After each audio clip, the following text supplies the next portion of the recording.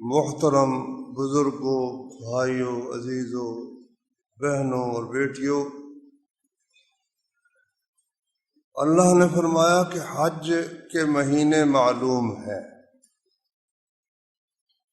حج کے مہینوں سے مراد یہ ہے کہ جن مہینوں میں حج کا احرام باندھا جا سکتا ہے وہ ہے رمضان شریف گزرنے کے بعد، شوال، ذوالقعدہ اور ذوالحجہ کے جو شروع کے 9 دن ہیں۔ یہ حج کے مہینے ہیں، حج کے ایام ہیں۔ جس طرح سے نماز کا ایک وقت مقرر ہے، سورج ڈھلنے کے بعد زور ہم پڑھ سکتے ہیں، پہلے پڑھنا بھی چاہیں تو نہیں پڑھ سکتے، وہ نماز کا ایک وقت ہے۔ اسی طرح حج کا بھی ایک وقت ہے۔ عمرہ تو سارے سال ہی احرام باندھ سکتے ہیں نا، لیکن حج کے لیے رمضان کے بعد شوال میں احرام باندھ سکتے ہیں، اس سے پہلے نہیں باندھ سکتے۔ تو اللہ تبارک و تعالی نے فرمایا فَمَنْ فَرَضَ فِيهِنَّ الْحَجَّ فَلَا رَفَثَ وَلَا فُسُوقَ وَلَا جِدَالَ فِي الْحَجِّ، جو شخص ان مہینوں میں، ان ایام میں حج کا احرام باندھے، پھر نہ تو رفث اس کے لیے جائز ہے، نہ فسوق اور نہ جدال، 3 چیزیں بیان فرمائی ہیں۔ ایک تو رفث کا معنی ہے شہوانی بیوی کے ساتھ جماع کرنا، یا ایسا کوئی کام جو آدمی کو جماع کی طرف راغب کرے، مائل کرے، یہ نہیں کرنا۔ حج کے دنوں میں یہ کام، جو حج کے لیے جا رہا ہے اس کو یہ کام نہیں کرنا۔ ولا فسوق، کوئی نافرمانی نہیں کرنی، کوئی نافرمانی نہیں کرنی۔ ولا جدال، کسی سے جھگڑنا بھی نہیں۔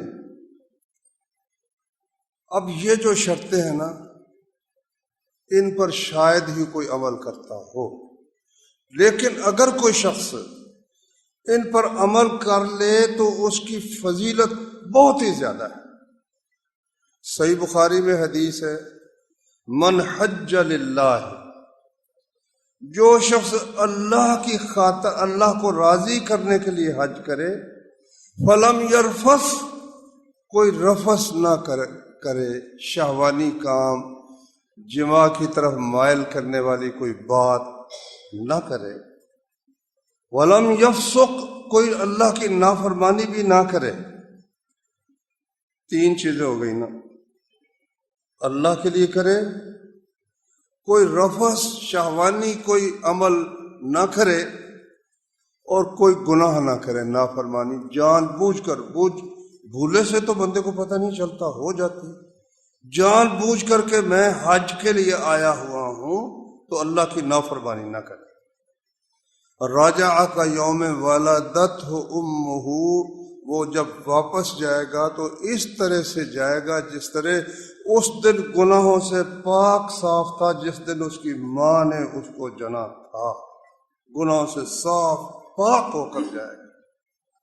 اب اس پر نہ بعض اہل علم نے کہا بھائی اس سے مراد یہ ہے کہ وہ جو صغیر گناہ ہیں نا وہ معاف ہو جائیں گے، کیونکہ کبیرہ گناہ جو بڑے بڑے زنا ہے، چوری ہے، قتل ہے، وہ تو توبہ سے معاف ہوتے ہیں۔ تو صحیح بات جو سمجھ آتی ہے احادیث کو دیکھنے سے وہ یہ ہے کہ بڑے گناہ بھی معاف ہو جاتے ہیں۔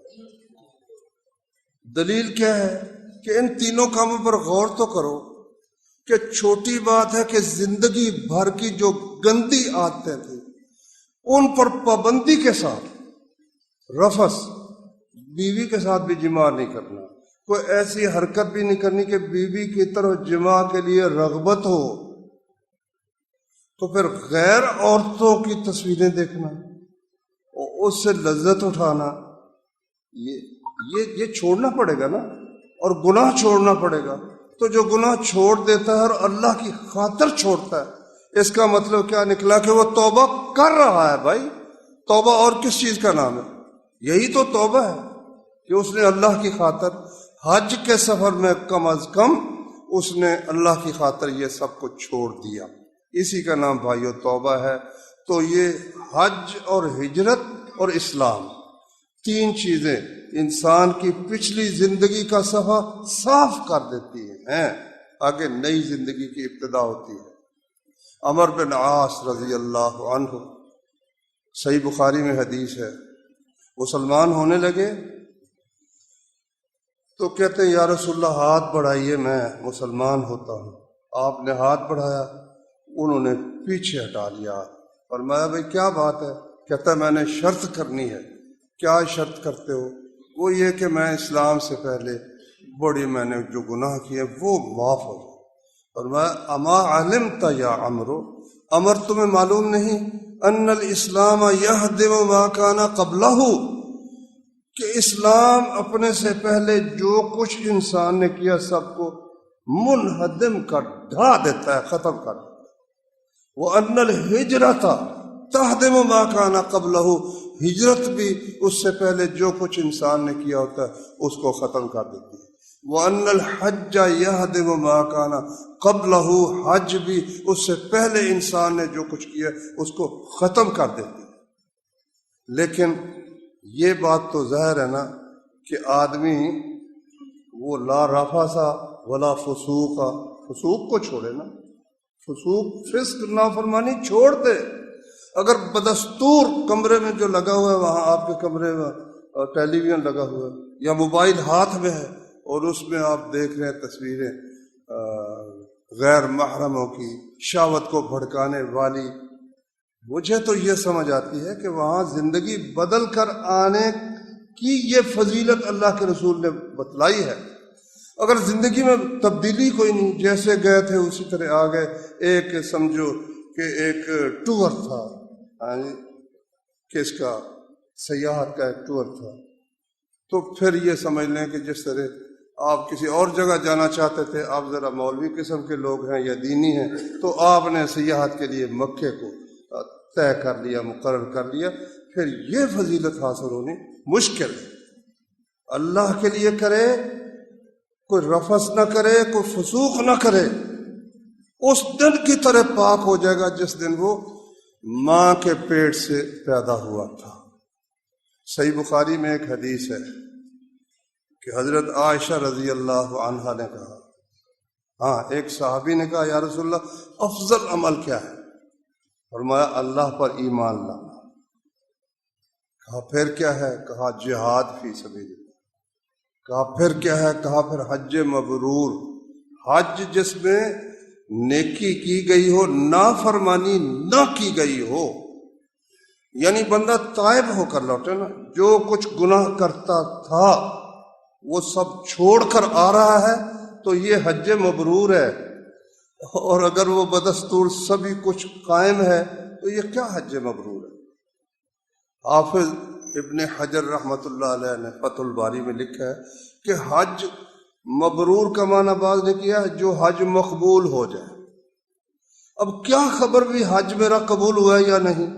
اللہ کے دفتروں کی تو کسی نے زیارت نہیں نہ کی کہ اسے پتہ چل جائے میرا حج قبول ہوا ہے یا نہیں ہوا۔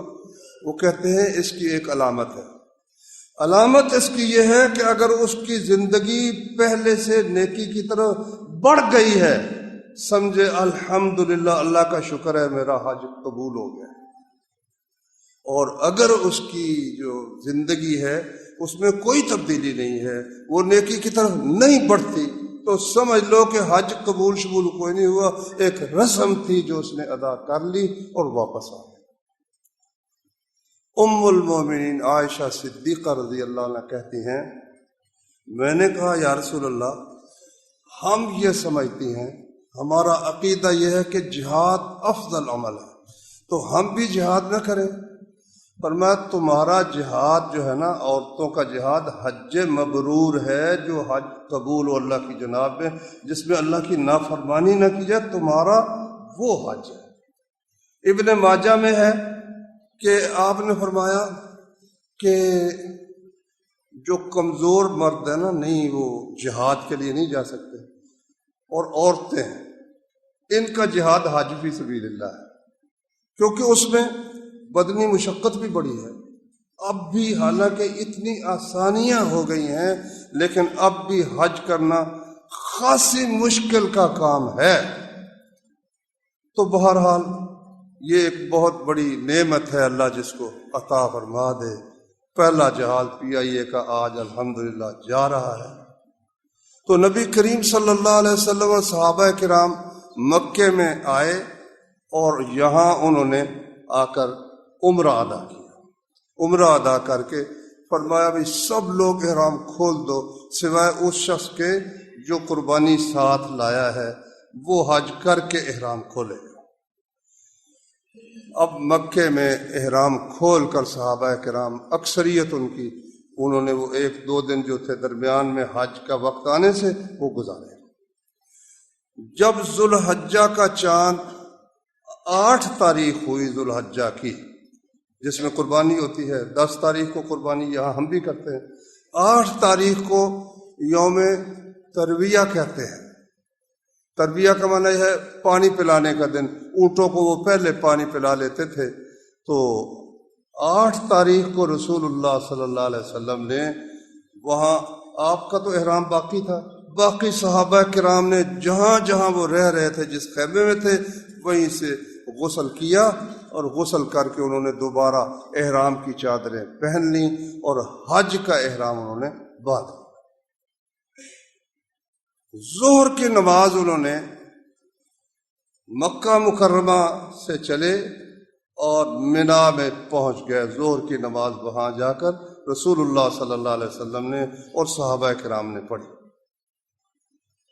نقشہ تقریباً اس طرح ہے کہ یہ آپ فرض کریں کہ میں حرم شریف میں کھڑا ہوں، یہاں سے مشرق کی طرف اگر چلے نا، تھوڑا سا جنوب کی طرف ہٹتے ہوئے، جنوب مشرق کی طرف، پہلے آتا ہے منا، کوئی 3 میل یعنی 4-5 کلومیٹر کے فاصلے پر۔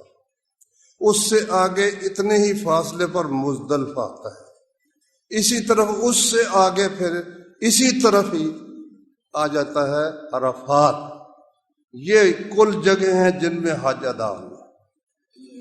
کعبہ شریف، منا، مزدلفہ اور اس سے آگے کیا ہے؟ عرفات۔ 8 تاریخ کو نبی صلی اللہ علیہ وسلم کعبے کی طرف نہیں گئے، تمام مسلمان منا میں چلے گئے۔ منا میں جا کر ظہر پڑھی، خیمے بنائے، ان میں اپنی چیزیں رکھیں، ظہر پڑھی، عصر، مغرب، عشاء اور فجر۔ اب ذوالحجہ کی کیا تاریخ ہو گئی بھائی؟ 9 ذوالحجہ ہو۔ 9 ذوالحجہ کو نبی صلی اللہ علیہ وسلم نے دوپہر کے قریب فرمایا بھائی اب چلو، آپ کے لیے عرفات سے پہلے ایک وادی، اس کو نمرہ کہتے ہیں، وہاں خیمہ لگا دیا گیا آرام کے لیے۔ آپ وہاں چلے گئے، وہاں آرام کرنے لگے، صحابہ کرام بھی چلے گئے۔ اب عرفات میں جب ظہر کا وقت ہوا تو رسول اللہ صلی اللہ علیہ وسلم وہاں عرفات میں تشریف لے آئے اور وہاں پر آپ نے خطبہ دیا۔ ظہر کا وقت ہو چکا تھا، خطبہ رسول اللہ صلی اللہ علیہ وسلم کا یہ تھا، آپ نے فرمایا لوگوں اللہ کی حمد و ثنا کی، پھر فرمایا تمہارے خون اور تمہارے اموال اسی طرح تم پر حرام ہے جس طرح آج کا دن حرمت والا ہے، یہ شہر حرمت والا ہے، اور یہ دن حرمت والا ہے جس طرح یہ دن حرمت جمعہ کا دن تھا۔ بعض لوگ کہتے ہیں یہ ایک حج اکبر ہے، جمعے کے دن جو حج ہونا وہ حج اکبر ہوتا ہے، یہ فضول بات ہے۔ حج اکبر کہتے ہیں حج کو اور حج اصغر کہتے ہیں عمرے کو، اس لیے جو کہتے ہیں اس سال حج اکبر ہو رہا ہے یہ فضول بات ہے، اس کی کچھ حقیقت نہیں ہے۔ تو خیر نبی کریم صلی اللہ علیہ وسلم نے خطبہ دیا کہ تمہارے خون اور تمہارے مال اور تمہاری عزتیں حرام ہیں، ایک دوسرے کو نقصان پہنچانا۔ پھر فرمایا جاہلیت کے جتنے کام تھے وہ سب میرے قدم کے نیچے اس وقت ہیں، تمام خون جو اس سے پہلے ہو گئے میں ختم کرتا ہوں، کوئی دیت کوئی قصاص کچھ نہیں، جو ہو چکا ختم ہے۔ ہمارے خاندان کا جو حارث بن ربیعہ کے بیٹے کا قتل ہے میں اس کو ختم کرتا ہوں۔ سود، سب جس نے کسی سے سود لینا ہے سب ختم ہے، میں اس کو ختم کرتا ہوں۔ سب سے پہلے ہمارے خاندان کا جو سود ہے، عباس بن عبد المطلب میرے چچا نے جو سود لینا ہے سب ختم ہے، کسی کو کوئی شخص اس کے بعد سود ادا نہیں کرے۔ اور فرمایا کہ عورتوں کے بارے میں تمہیں نصیحت کرتا ہوں، تم نے اللہ کے نام پر ان کی شرم گاہوں کو حلال کیا ہے، ان کے ساتھ اچھا سلوک کرو۔ ذرا بات لمبی ہے، میں اختصار کرتا ہوں۔ اور فرمایا کہ میں تم میں وہ چیز چھوڑ کر جا رہا ہوں کہ اگر مضبوطی سے پکڑو گے کبھی گمراہ نہیں ہوگے، وہ اللہ کی کتاب ہے۔ بخاری میں یہ لفظ ہے اور موطا میں یہ بھی ہے، اور مستدرک حاکم میں کہ رسول اللہ صلی اللہ علیہ وسلم نے یہ فرمایا میں تم میں دو چیزیں چھوڑ رہا ہوں، ایک اللہ کی کتاب اور اس کے رسول کی سنت، جب تک مضبوطی سے پکڑے رکھو گے کبھی گمراہ نہیں ہوگے۔ اور تم سے میرے بارے میں پوچھا جائے گا کہ میں نے اپنا فرض ادا کیا ہے یا نہیں، تم تک اللہ کا پیغام پہنچایا ہے یا نہیں، بتاؤ کیا کہو گے؟ وہ نبی صلی اللہ علیہ وسلم کے خطبے کے وقت ان دنوں سپیکر تو نہیں تھے نا، تو آدمی کھڑے ہوتے تھے، ایک یہاں کھڑا ہے، وہ سن کر آگے پہنچا رہا ہے، وہ آگے پہنچا رہا ہے، تو یہ طریقہ ہوتا تھا۔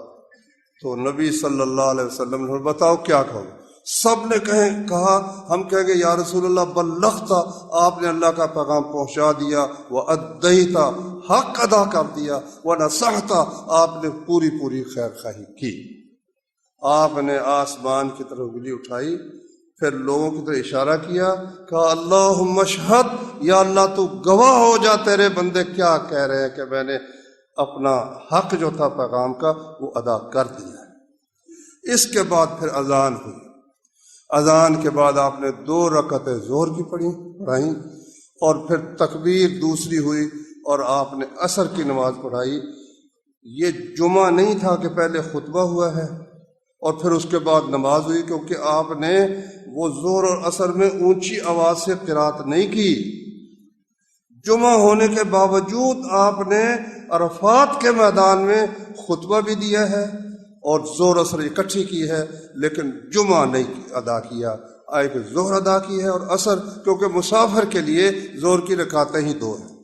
اب یہاں سے کئی لوگ جاتے ہیں اور وہ اپنے مریدوں کو کہتے ہیں کہ مسجد میں نہ جانا، وہاں بڑا رش ہوتا ہے۔ پہلے ہی ان کو روک دیا نا کہ وہاں کٹھی یہ ظہر اثر نہ کر لو، اپنے خیموں میں نماز پڑھو، ظہر اپنے وقت پر پڑھو، پوری پڑھو، عصر اپنے وقت پر پڑھو، پوری پڑھو۔ اگر کوئی تم سے بحث کرے تو اس کو کہو یہ بحث کا وقت نہیں ہے بھائی، ذکر اذکار کرو۔ مطلب کوئی حدیث سنا کر کوئی حق بات نہ سمجھا دے، ایسے ظالم لوگ ہیں، ایسے ظالم لوگ ہیں کہ رسول اللہ صلی اللہ علیہ وسلم کی صریح مخالفت کر رہے ہیں۔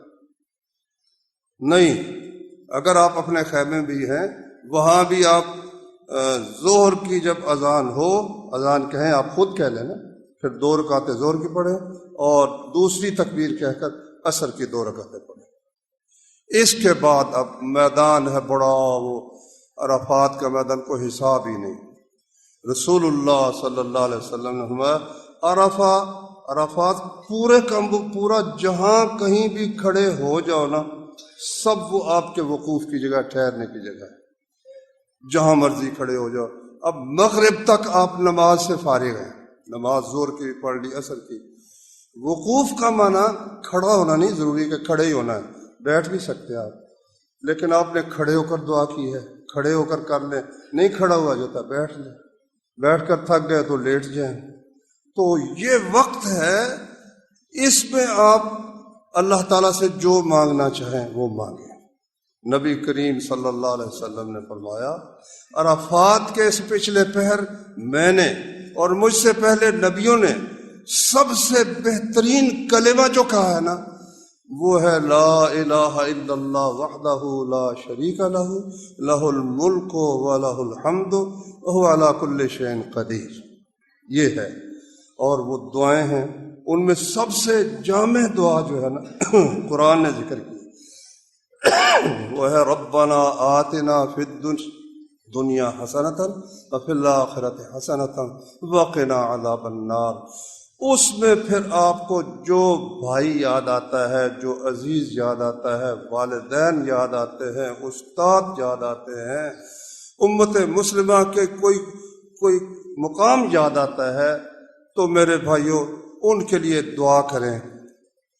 اپنے لیے دعا سے بھی ان کے لیے دعا جو جس کے لیے کریں گے نا، فرشتہ اللہ سے دعا کرے گا، یا اللہ اتنی چیز اس کو بھی عطا کر، بڑا ہی نفع کا سودا ہے۔ میری دعا تو پتہ نہیں قبول ہونی ہے یا نہیں، لیکن فرشتے کی دعا تو پکی بات ہے نا۔ فرشتہ اللہ سے دعا کر رہا ہے، یا اللہ اس کو بھی یہ چیز دے دے جو اپنے بھائی کے لیے مانگ رہا ہے، تو اس میں بخل نہیں کرنا چاہیے۔ جتنی دعائیں بھی کر سکے مغرب تک وہ دعائیں کرنی چاہیے۔ فرمایا شیطان اتنا ذلیل کسی دن نہیں دیکھا جاتا جتنا عرفات کے دن دیکھا جاتا ہے، عرفے کے دن، 9 تاریخ حج کے دن۔ ہاں بدر کے دن اس سے بھی زیادہ ذلیل ہوا تھا۔ تو وہاں دعائیں کرنی چاہیے جتنی اللہ تعالیٰ توفیق عطا فرمائے، زیادہ سے زیادہ اپنی مغفرت کے لیے، گناہوں کی معافی کے لیے۔ حدیث میں آتا ہے اللہ فرشتوں سے کہتا ہے دیکھو یہ میرے بندے غبار آلود اور سفر کر کے آئے، کس لیے آئے؟ تو تم گواہ ہو جاؤ میں نے انہیں بخش دیا۔ اللہ تبارک و تعالیٰ بہت مغفرت اس دن خاص طور پر فرماتا ہے۔ حج کا وہ موقع رسول اللہ صلی اللہ علیہ وسلم نے فرمایا الحج عرفہ، تو حج کا اصل جو چیز ہے نا وہ عرفات ہی ہے۔ اور آپ نے فرمایا کہ جو شخص فجر کی نماز، آگے 10ویں رات آ رہی ہے نا، فجر کی نماز مزدلفے میں آ کر پڑھے، اس سے پہلے دن یا رات کے کسی وقت میں عرفات سے ہو کر آ جائے نا، حج اس کا ہو گیا۔ یعنی اس کا مطلب کیا نکلا کہ ایک شخص 8 تاریخ کو مینا میں نہیں گیا، سواریوں کی کوئی رکاوٹ ہو گئی، نہیں جا سکا، حج میں کوئی فرق نہیں ہے۔ 9 کو وہ ظہر کو نہیں پہنچ سکا، حج میں کوئی فرق نہیں ہے۔ وہ پہنچا تو سورج غروب ہونے کے قریب پہنچا، یا سورج غروب ہونے کے بعد پہنچا، یا رات کو پہنچا، اور وہاں چکر لگا کر، پھیرا لگا کر آ گیا، پھیرا لگا کر فجر کی نماز مزدلفے میں اس نے پڑھ لی، حج اس کا ہو گیا۔ دیکھو اللہ تعالیٰ کا کتنا کرم ہے، اتنی محنت دور دراز سے گیا، رکاوٹیں پیش آ گئیں، نہیں وہ اتنی دیر ٹھہر سکا۔ فرمایا تمہاری وہاں حاضری ہی قبول ہے، حاضری لگوا دو بس تم پاس ہو گئے۔ یہ اللہ کا فضل و کرم۔ اچھا، خود رسول اللہ صلی اللہ علیہ وسلم کا عمل میں بیان کر رہا ہوں، تو وہ نبی کریم صلی اللہ علیہ وسلم مغرب تک وہاں ٹھہرے، سورج غروب ہونے تک۔ اب جو ہوتے ہیں نا ایجنٹ، ان کی کوشش بڑی ہوتی ہے جلدی جلدی نکلے۔ سعودی حکومت نے بڑا بندوبست کیا ہوا، سب راستے بند ہوتے ہیں، وہ پہلے ہی بسوں میں بٹھا لیتے ہیں، چلو بھائی نکلو۔ اچھا، اب وہاں جب سورج غروب ہوتا ہے تو اس کے بعد پھر وہ اعلان ہوتا ہے اور پھر ساری بسیں چل پڑتی ہیں۔ حج بڑی مشکل ہے، سوچ سمجھ کے جانا ہے، یہ نہیں کہ وہاں کو پھول بچھے ہوئے آپ کے لیے یا کہکشاں کا راستہ بنا ہوا ہے۔ وہاں سرکاری حج کرنے والوں کو بھی بس نہیں ملتی، 2-4 بسیں آتی ہیں، حالانکہ وہ پورے ہوٹل میں 500، 1000، 2000 آدمی ہوتے ہیں، لیکن وہاں بسیں ملتی کوئی نہیں۔ یہ 9 کلومیٹر کا فاصلہ پیدل ہی کرنا پڑتا ہے بعض اوقات۔ میں پچھلے سال گیا تھا تو عرفات میں وہ بسیں دیکھی نا تو 2-4 ہمارے جو مکتب تھا اس کی تھی، باقی تھی وہ بھری ہوئی ہیں۔ اب خیر میں نے تو ایک سپاہی سے کہا، ساتھ میری بیوی بھی تھی، کہ بھائی کچھ کرو، اس کی اللہ اس کو جزا دے۔ اس نے ایک بس کو روک کر ہمیں بٹھا دیا ماشاءاللہ۔ باقی سب لوگ پیدل وہاں سے پیدل آ رہے ہیں۔ مزدلفے میں آ کر انہوں نے پھر چھوڑ دیا۔ مزدلفے سے آگے رات وہاں ٹھہرنی ہے، مغرب اور عشاء وہاں پڑھنی ہے، اور آپ پھر عشاء پڑھ کر سو گئے۔ تہجد بھی زندگی میں اس رات نبی صلی اللہ علیہ وسلم نے نہیں پڑھی۔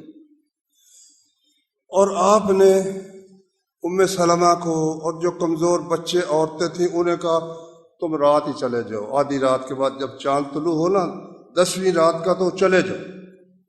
تو اس لیے اگر کوئی پہلے ہی چل پڑے، کمزور لوگ جو ہیں پیدل ہی چل پڑے تو کوئی حرج نہیں، جا سکتا ہے۔ اب سب لوگوں کا رخ عرفات سے کس طرف ہے بھائی؟ مزدلفہ۔ مزدلفے میں رات ٹھہرے، فجر کی نماز پڑھ کر اب کہاں جانا ہے؟ واپس مینا میں جو خیمے تھے سامان یہیں چھوڑ کر گئے تھے، سب سامان وہیں پر آ جانا ہے۔ تو یہاں اب کون سا دن ہو گیا؟ 10 ذو الحجہ ہو گیا۔ 10 ذو الحجہ کو مینا میں واپس آ کر 4 کام وہاں اس دن کے ہیں۔ پہلا کام یہ ہے کہ 3 جمرے ہیں، پہاڑیاں تھیں، اب ان کے نشان ہیں۔ تو جمرہ کبریٰ جو بڑی پہاڑی ہے نا، اس کو 7 کنکر رسول اللہ صلی اللہ علیہ وسلم نے مارے۔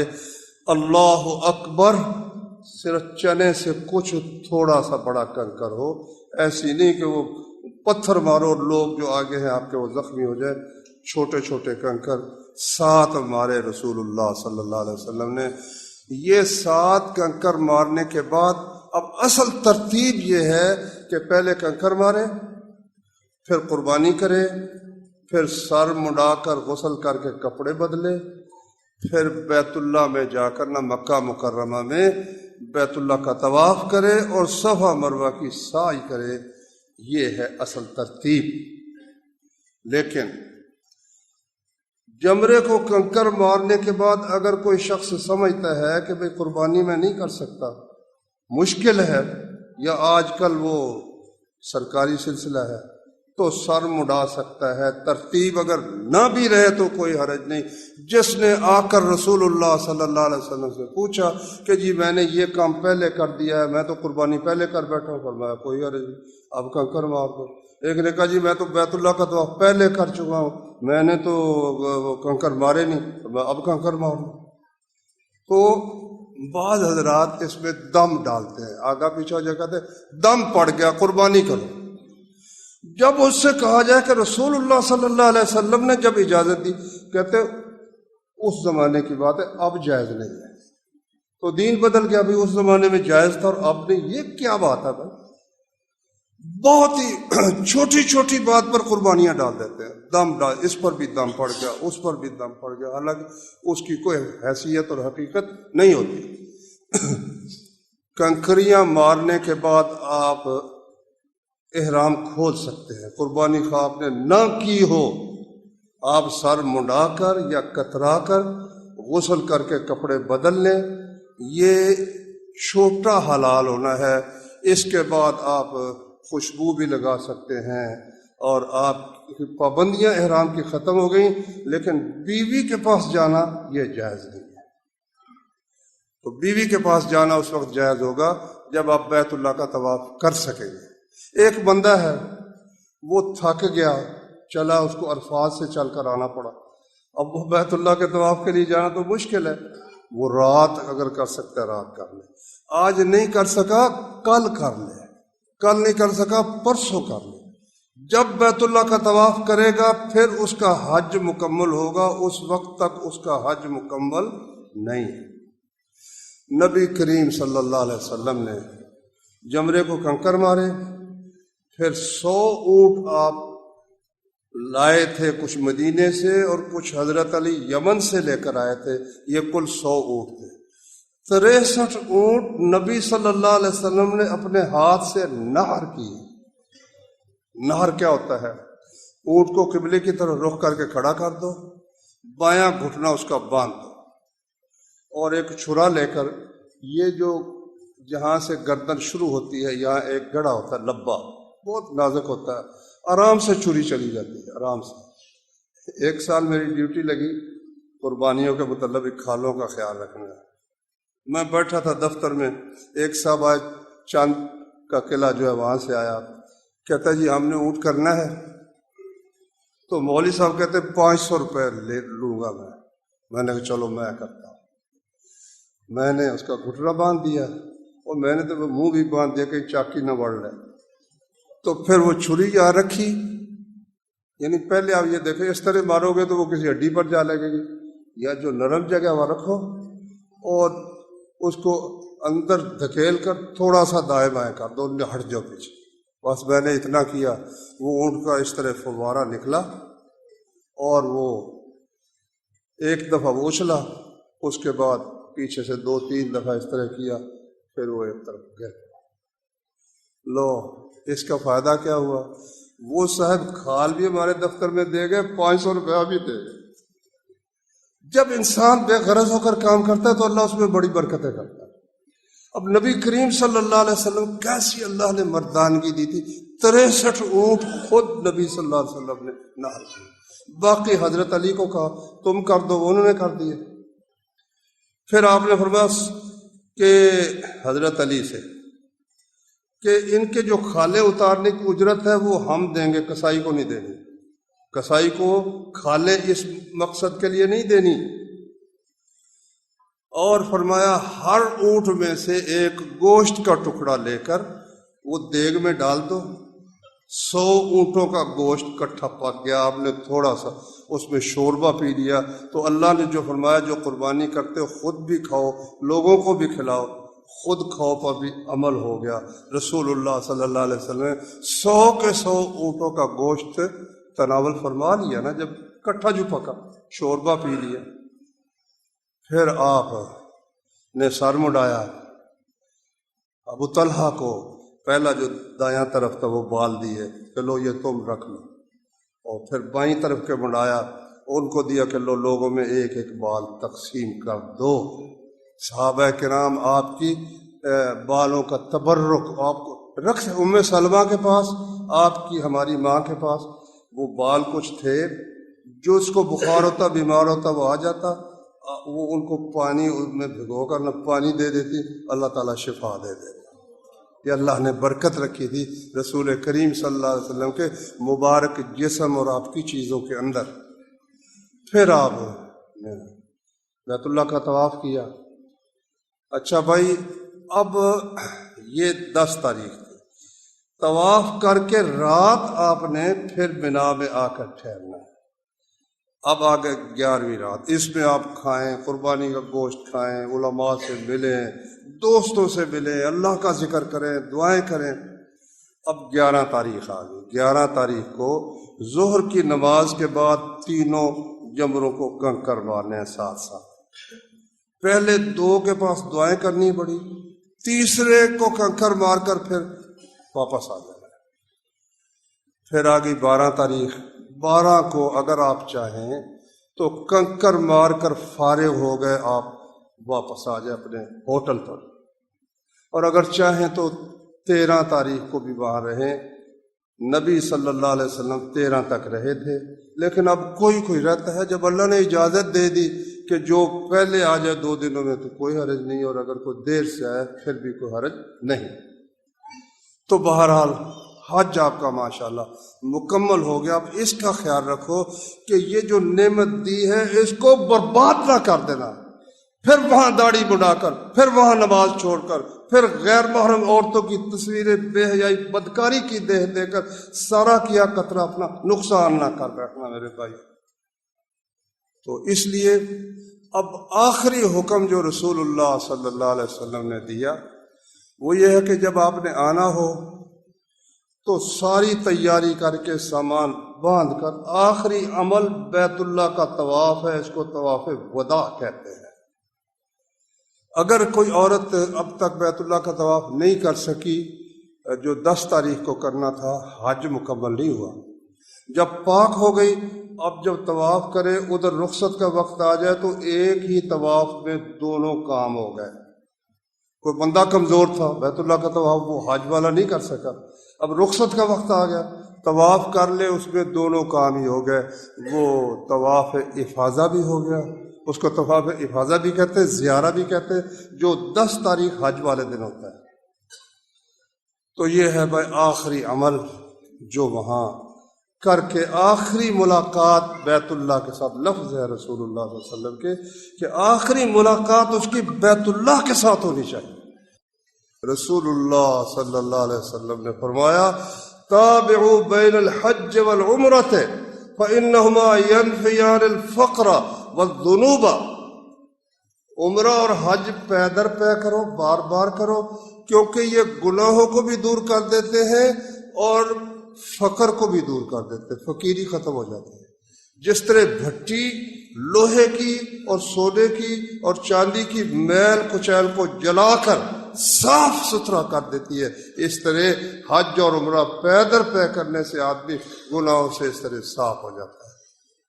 اللہ تعالی ہم سب کو اس عمل کی اور اپنے رسول صلی اللہ علیہ وسلم کے تمام احکام کی فرما برداری کی توفیق عطا فرمائے۔